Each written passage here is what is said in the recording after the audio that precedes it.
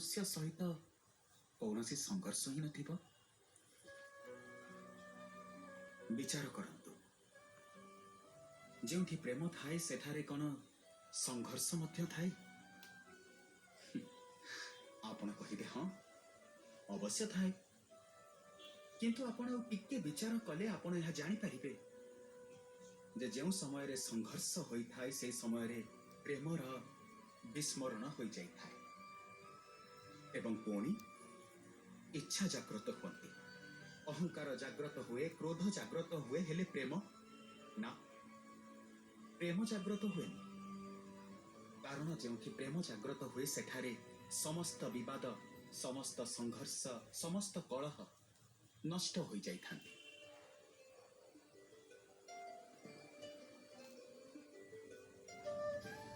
जदि यही भली प्रेम समस्त विश्व निमंते जागृत हुए तेबे केवल मनुष्य नुहे, पशु पक्षी निमंते, घासर पत्रटीए निमंते जदि हृदय रे प्रेम रुहे तेबे कौन कौन से क्रोधर कारण रही जाई थाए?